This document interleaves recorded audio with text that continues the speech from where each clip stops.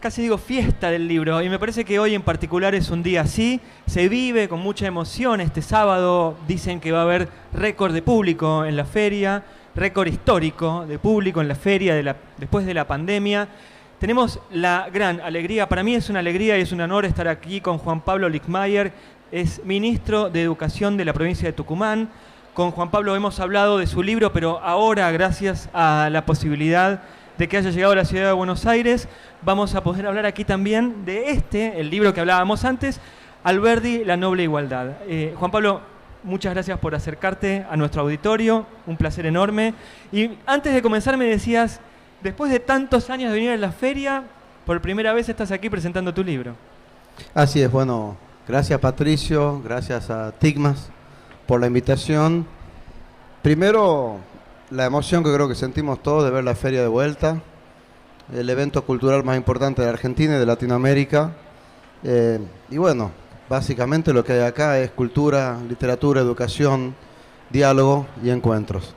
En lo particular, sí, en lo personal, después de tantos años de venir como lector, bueno, venir como autor es una emoción muy grande, sí, claro. Ayer Cristina dio un discurso. Todo el mundo se plegó a los discursos que están dando Cristina y Alberto, pero en un momento Cristina dijo, admiro la Constitución de Alberdi. Tiene motivos, todos tenemos motivos para admirar la Constitución de Alberdi, porque primero es la firme decisión de ordenar al país. Recordemos que hacia 1853 la Argentina había tenido 43 años de no poder encontrar un punto de equilibrio, que es el que busca Alberdi. Y la Constitución de Alberdi contiene tres elementos que son centrales para poder equilibrar y ordenar el país. ¿Cuál era el origen? ¿Cuál era el motivo de las guerras civiles en la Argentina? Era un motivo eminentemente económico. Lo que había era una disputa básicamente por, vamos a decirlo en términos contemporáneos, la distribución de la riqueza. Vamos a decirlo en los términos que lo decía Alberdi, la distribución de los ingresos que generaban las exportaciones. Entonces la Constitución de Alberdi contiene tres demandas centrales de las 14 provincias argentinas en aquel momento. La primera es la libre navegación de los ríos, que era una demanda muy asociada al litoral argentino sobre todo. La segunda era, bueno, si vamos a tener un Estado y necesitamos un Estado central fuerte, tiene que tener su territorio propio, es decir, una capital federal. Y la tercera era que los impuestos que generaban las exportaciones no quedasen exclusivamente en el puerto de la ciudad de Buenos Aires, sino que fuesen distribuidos en toda la Argentina. Creo que eso, es decir, una distribución equitativa y que permite un desarrollo integral de la Argentina, en el sentido federal, tiene absoluta vigencia. Es la gran discusión. Esto, no quiero repetir las preguntas que ya hicimos en aquella entrevista, pero la coparticipación federal es el eco de aquella redistribución que pedía Alberdi. Bueno, si vos mirás, a ver, otra cosa que decía Alberdi es que no podemos importar modelos, que tenemos que desarrollar nuestro modelo propio, inspirado en el romanticismo alemán y en toda la idea, digamos, de la idiosincrasia de los pueblos, ¿no? Pero no hay desarrollo posible si no hay una mirada regional o multipolar de la Argentina. Cada una de las 5 regiones de la Argentina tiene un potencial único e irreemplazable.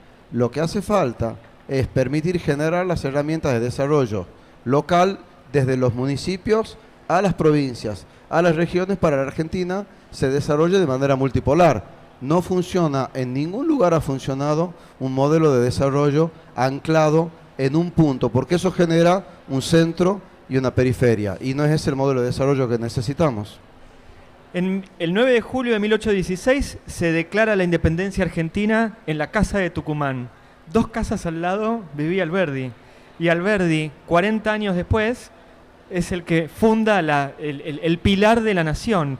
¿Cómo se dan esos 40 años en una figura que se ha convertido, bueno, justamente una de las figuras pilares de nuestro país? Alberdi nace en 1810, ese es otro dato interesante. Nace con la Revolución de Mayo.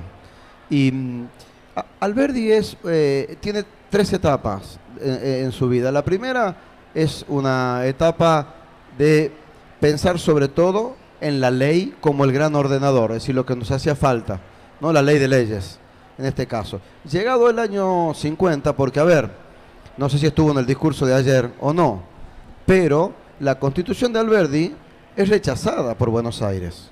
Este es un dato importante. El Congreso de San Nicolás de los Tres Arroyos aprueba la Constitución de Alberdi, pero la provincia de Buenos Aires no acepta, y allí tenemos a la Argentina dividida durante casi 10 años, ¿no es cierto? Entonces, y la rechaza precisamente por esto que yo mencionaba antes. Alberdi ve eso en el 53. Entonces allí pasa a explicar los problemas de la Argentina ya no como un problema de la falta de leyes, sino como un problema económico, que es muy importante porque eso le permite decir, no es un enfrentamiento o una dicotomía, civilización o barbarie. Es una civilización versus otra civilización posible.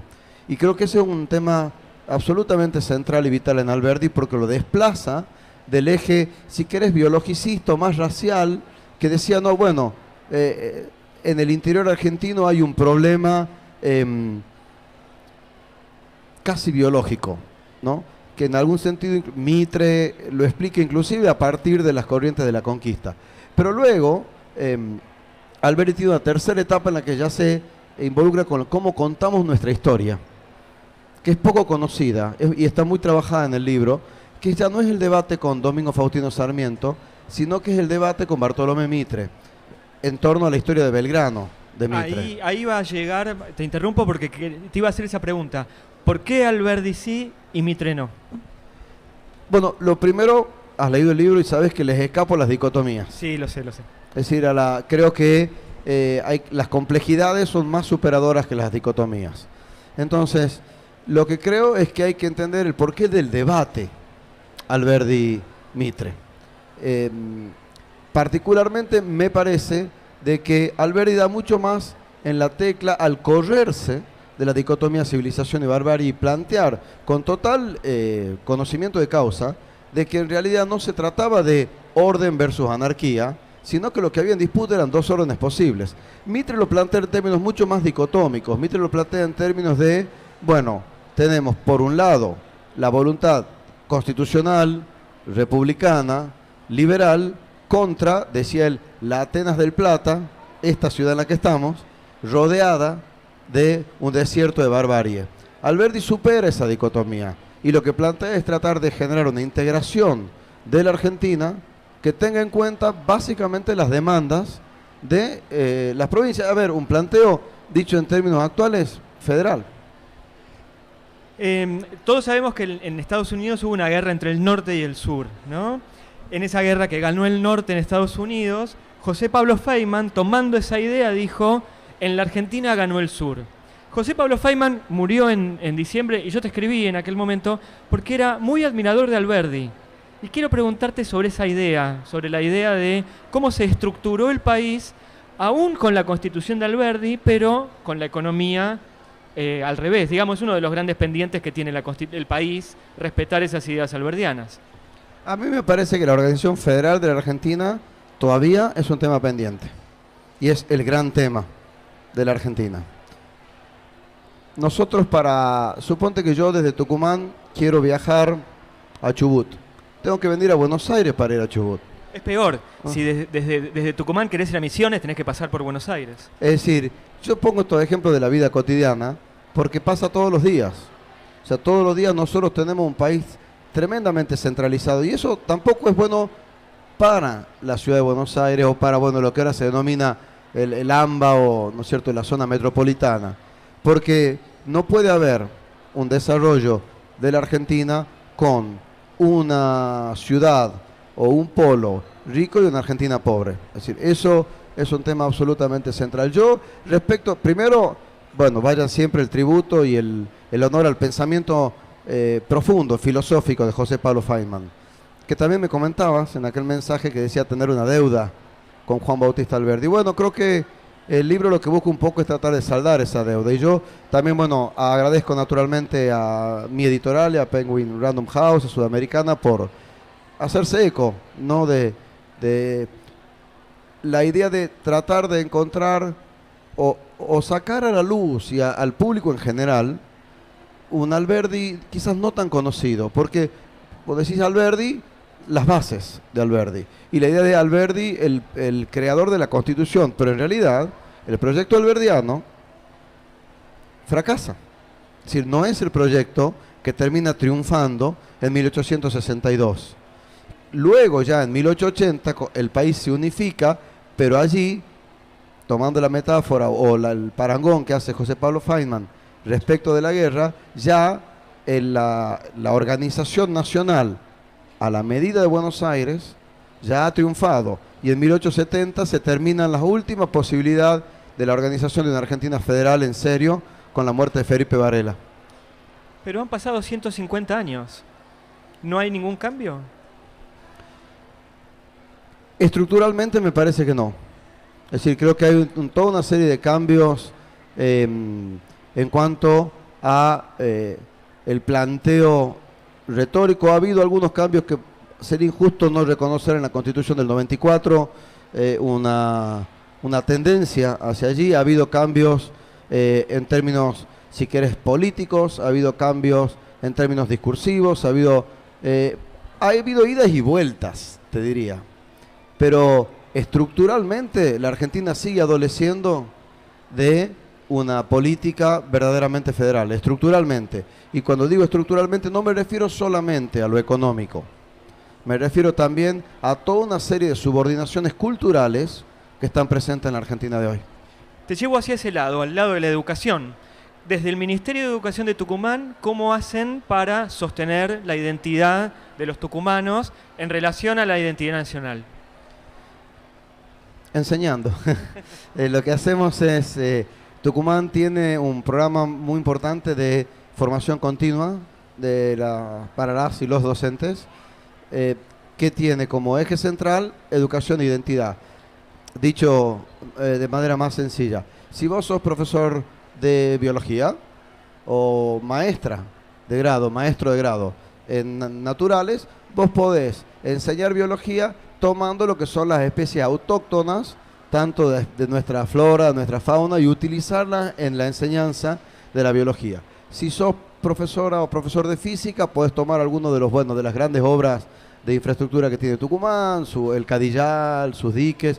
Si sos profe de historia, bueno, ni hablar. Si sos profesora de matemática, también podés hacer cálculos sobre la base de la altura de los cerros y el nivel del mar. Digo, lo que hacemos es desarrollar una serie de contenidos que son transversales a las distintas asignaturas, porque esa es una característica de la educación actual, ¿no? Es decir, por un lado está la mirada de las disciplinas que yo considero correcta y que no se debe abandonar, ¿no? Lengua, matemática, naturales, sociales, pero luego hay toda una serie de temas que las atraviesan, y a la vez eso permite que las y los docentes puedan desarrollar su propio proyecto de cómo enseñar esa historia, y eso tiene un elemento a su vez de cercanía y lúdico, que los jóvenes, los chicos, las chicas, changuitos y changuitas, como le decimos nosotros allá, bueno, adoptan con mucho entusiasmo. Entonces, lo que hacemos es enseñar permanentemente en las aulas de la provincia un orgullo tucumano que no es cerril. O sea, no es el orgullo de la autoindulgencia, el orgullo, que es muy peligroso eso. El orgullo, digamos, de, bueno, el mundo somos nosotros, empieza y termina acá, pero sí partir de la base que un pueblo que no tiene orgullo, un pueblo que está condenado al fracaso. Decís, el mundo no termina acá, y pienso que tuviste varios años en Inglaterra. ¿Qué aprendiste allá? ¿Qué pudiste importar? La puntualidad aprendí. Ayer descubrí el Oriente, es lo primero. Es decir, descubrí, nosotros estamos muy anclados en el Occidente, y desde Europa, y particularmente desde Inglaterra, descubrí el Oriente. Todo lo que significa el Oriente en nuestra vida, en nuestra formación, como sistema global. Luego también descubrí a Ernesto Laclau. Fui a buscarlo, a Ernesto Laclau. Fui a estudiar con él. Pero descubrí también el postestructuralismo como un lenguaje teórico, una herramienta de análisis que permite conjugar la deconstrucción en términos filosóficos, la lingüística estructural, el psicoanálisis, la filosofía postanalítica y, bueno, por supuesto, la teoría política. Todo eso anclado, que bueno, el libro es tiene su propia historia, es un libro de historia con su propia historia. ¿Te lo puedo pedir así? Sí. Lo muestro en cámara. Es este libro, la tapa además es muy, muy linda. Es una tapa, está muy linda hecha, la composición. Bien, ahí estamos. Gracias. Esto se origina en Inglaterra, en la tesis doctoral. Y ahí te voy a decir una sí. cosa. Es un poco taimado, Juan Pablo, porque los títulos son títulos de canciones, de saberes. Es como un libro que está armado con una estructura, como de diálogo de café, pero adentro es súper, súper robusto, preciso. ¿Cómo? Hay dos Juan Pablos entonces. Hay varios, sí, hay varios. Bueno, está bien, es vivir varias vidas. Los historiadores vivimos varias vidas en simultáneo, eso nos permite la historia. Pero hay un hecho, me parece también, de la comunicación. A ver, uno escribe para ser leído. Escribe por placer, pero no hay nada más placentero que ser leído, porque allí uno dialoga. Entonces, la búsqueda era, a todo el rigor académico que una tesis doctoral tiene, que al fin y al cabo es un examen, ¿no? Una tesis doctoral es un examen. Era buscar traerlo a un lenguaje que sea simpático, que invite, que sea atractivo y que no por ello sea menos riguroso en cuanto a toda la investigación. Aquí hay 20 años de investigación sobre Alberdi. Y me parece que también, esto yo lo pensé después, pero en algún momento pensaba, viste, las estructuras de las series, tan de moda ahora, como bueno, cada capítulo tiene su título o su subtítulo dentro de una idea general. Y un poco también la escritura se fue dando de esa manera, es decir, se fue dando de que encontraba algún título que a veces sí, el Imperio contraataca o ahora quién podrá defendernos, pero que nos permitía, yo creo que tiene que haber un elemento siempre de diversión en la lectura y un poco eso es lo que busca. Te traigo un poco ahora a tu rol de ministro de Educación de la provincia de Tucumán. Me decías que estabas recorriendo muchas escuelas. No te voy a pedir ninguna pregunta, ninguna precisión sobre la pandemia, porque además es un tema que ya has hablado mucho, pero sí construir desde hoy hacia adelante. Como siempre digo yo en estas entrevistas, el futuro se conjuga en presente. Y cuando uno piensa el futuro está acá. ¿Qué clase de futuro imaginás para los estudiantes de la provincia? Y sobre todo, ¿qué pasos están dando para llegar a él? Mira, el primer punto es recuperar la sensación y la idea de que hay futuro. Esto es lo primero. O sea, lo que no hay que perder de vista. ¿Cuántos chicos perdieron? Digo, porque lo que estás diciendo también tiene una carga de negatividad muy grande. Sí, nosotros en la evaluación que hicimos en el peor momento, digamos, en julio, agosto del 2020, allí teníamos un nivel de desvinculación, sea total o parcial, porque hay distintos niveles de intensidad de la desvinculación, de alrededor de unos 25.000 alumnos. Tucumán tiene 498.000 alumnos en su sistema educativo. Es la provincia más pequeña en superficie, la más densamente poblada. Son 1.500 escuelas, 500.000 de alumnos, 36.000 docentes. Y perdieron un 5%. Efectivamente, que hoy está de vuelta en las aulas. Ahora bien, esto es lo primero. O sea, esta es la base. Pero yo digo, volver a construir de pronto, de un viernes a un lunes, hizo así. O sea, a todos nos pasó. No solamente a los chicos. La diferencia es que los adultos de una manera u otra tenemos mecanismos de defensa, tenemos resiliencia, nos caemos, nos levantamos, no entendemos algo y buscamos cómo explicarlo. Yo creo que desde los más chiquitos hasta los jóvenes ya en edad de egresar de la secundaria, lo que hay que reconstruir es la idea de que hay un horizonte posible y que ese horizonte solamente se alcanza con la educación. Porque si vos te fijas, yo creo que la pandemia deja muchas enseñanzas, muchas. La primera es que un mundo con este nivel de injusticia no es sustentable. ¿Sí? No se puede de este modo. No se puede y creo que eso ha sido algo que ha quedado claramente sobre la mesa. Ya estaba, pero no con la urgencia que está. Ahora, lo otro que deja es, hay una serie de valores que están muy presentes en la cotidianidad, ¿no? Bueno, el éxito asociado el éxito económico, el éxito asociado a la fama, el éxito asociado inclusive al poderío, sea militar o sea, ¿no?, de las grandes naciones, o inclusive un éxito se hablaba recién de temas muy delicados, como son los temas de depresión y suicidio, alguna manera de escaparse de la realidad. Ninguna de esas cosas pudo con la pandemia. Es decir, el éxito, ni el dinero, ni el poderío, ni te le escapabas.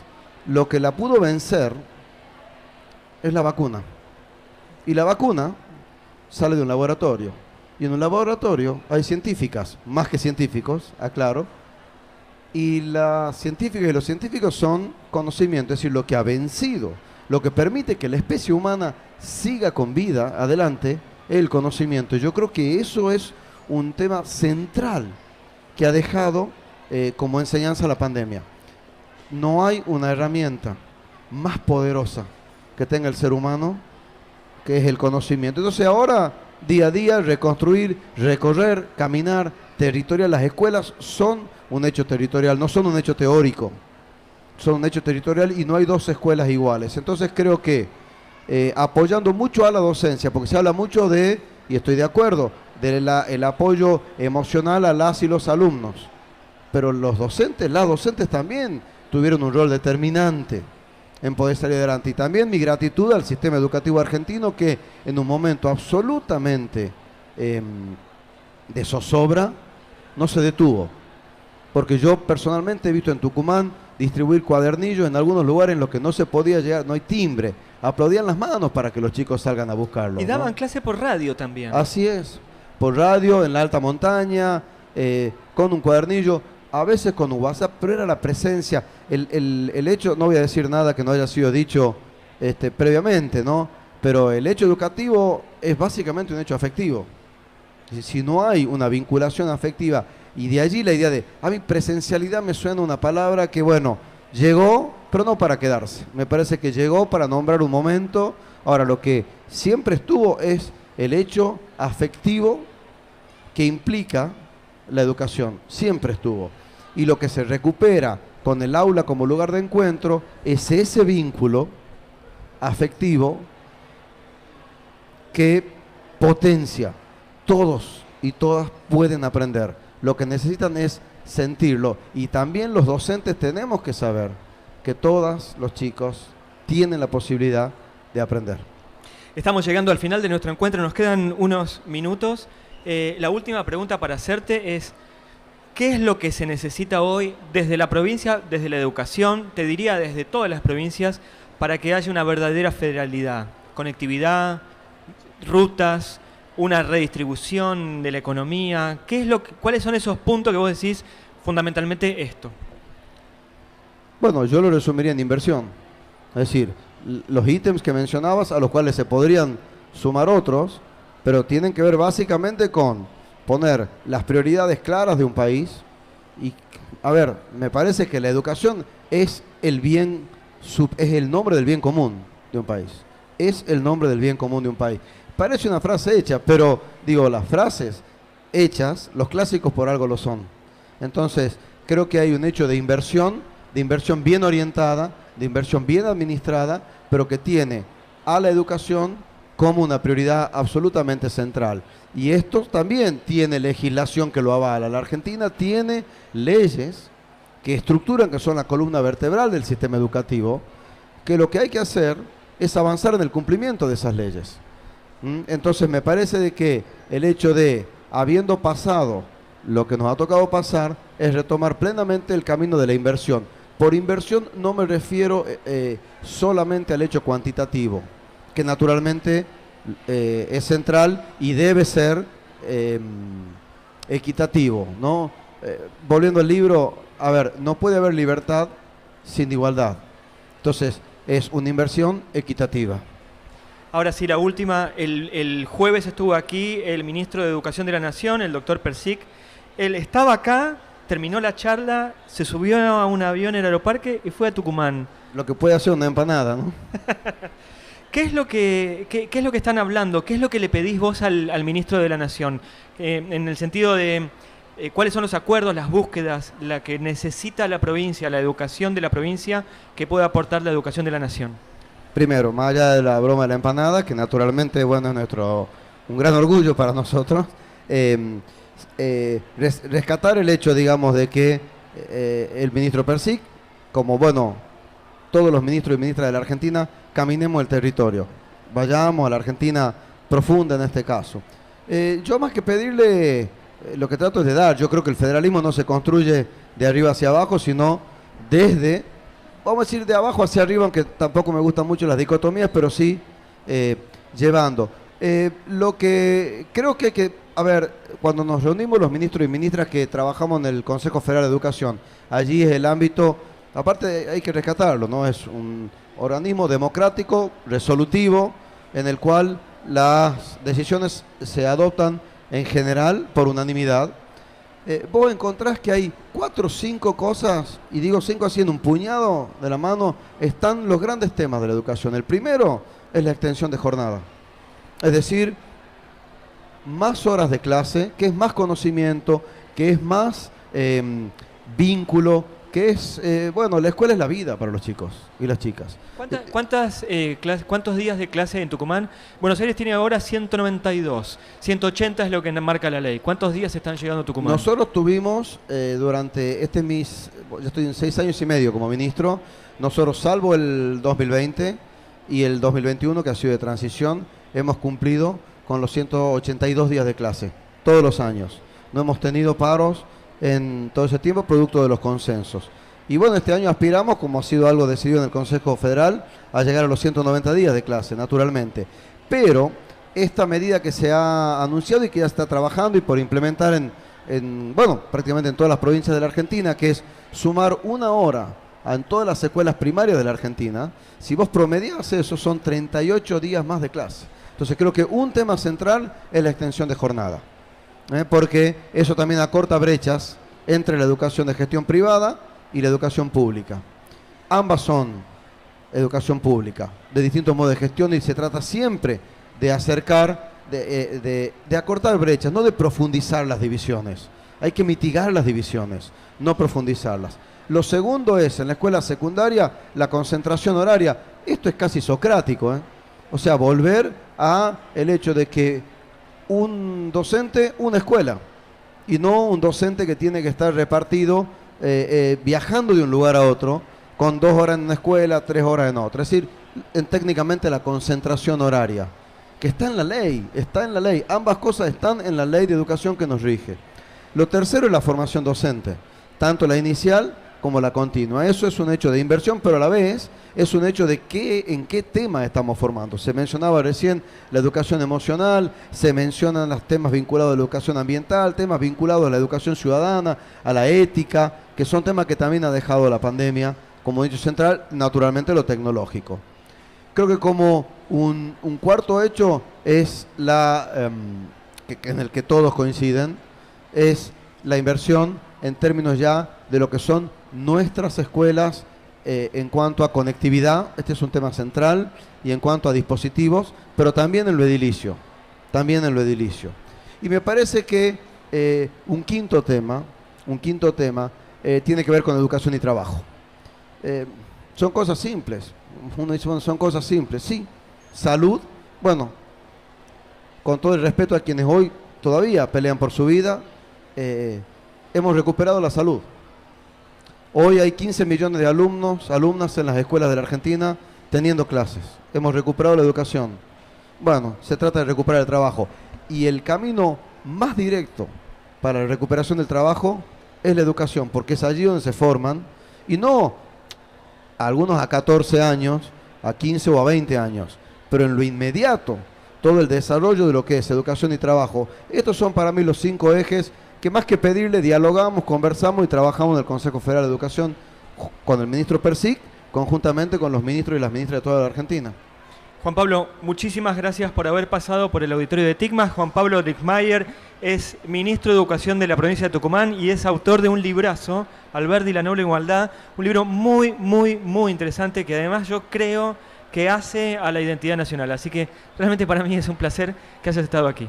Gracias a vos, gracias a TICMAS, y un hecho que no menciona en el libro, y es toda la parte de Alberdi hablando de la educación técnica. Recordemos de que él rescata de la figura de Manuel Belgrano todo el planteo de Belgrano respecto a la educación técnica, y asocio esto con lo último que te decía, y es la formación para el trabajo, ya no solamente la educación náutica, como planteaba Claro, Belgrano. pensaba en eso, en la Claro, educación porque ¿qué náutica. decía Belgrano? Belgrano decía, bueno, a ver, si el mundo está unido y el mundo se comunica a través de los mares, bueno, muy bien, desarrollemos entonces la capacidad de surcar los mares y la... Bueno, ahora surfeamos la red. Exactamente, navegamos en la red. Entonces creo que hoy la educación técnica es la educación tecnológica y es ese el camino de desarrollo. Muchísimas gracias por el tiempo que nos diste. A ustedes, gracias.